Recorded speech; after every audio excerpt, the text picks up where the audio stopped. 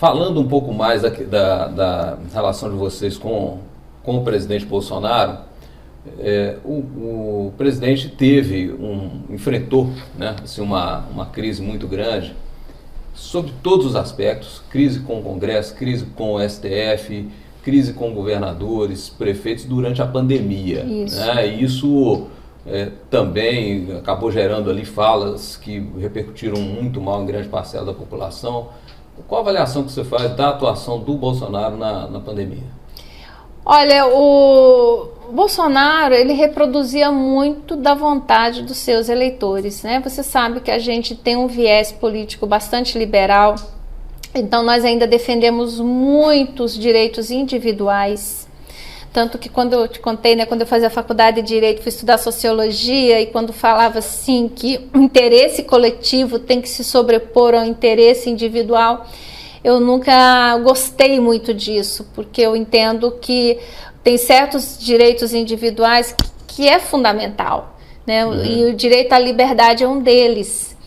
E havia muita controvérsia, como há ainda até hoje, muita controvérsia envolvendo a crise da Covid. Por várias vezes, eu te falo até em números, não agora, nesse exato momento, mas eu cheguei a fazer uma série de relatórios, que inclusive eu entreguei na época para o Zema, que as coisas não fechavam, os números não fechavam.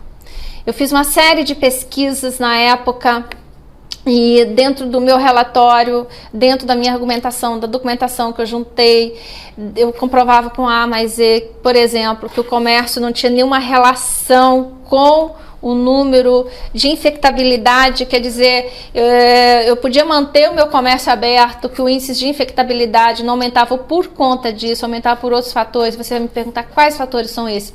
Eram os cuidados que alguns municípios estavam tendo com as suas unidades públicas de saúde. Então, aqueles municípios que estavam tendo esse cuidado, como por exemplo, de não deslocar aquele que estivesse sob suspeita de Covid até o local, fazer o atendimento em casa, esses municípios estavam controlando os números.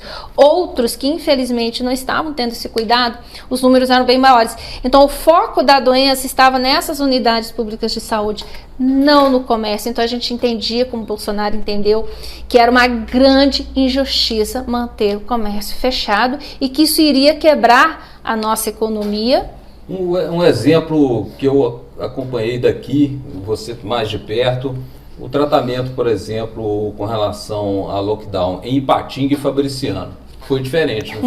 Um grande exemplo, por exemplo, e são cidades coladas, coladinhas, são limítrofes, né, como a gente diz, né? A gente pertence a uma região, né, metropolitana do Vale do Aço, são as 4 cidades centrais, que é Ipatinga, Coronel Fabriciano Timóteo e Santana do Paraíso. Enquanto Ipatinga deu aquele lockdown, né, severo, inclusive sob ameaça de se prender comerciantes que se voltassem contra o decreto de lockdown, Fabriciano manteve tudo aberto. Mas qual que foi a grande diferença? Porque em Fabriciano nós temos a presença de um prefeito médico que entende de índice de infectabilidade, se alimentou de várias informações e, como eu também entendi, não tinha necessidade de fechar o comércio, por esse motivo que eu te falei.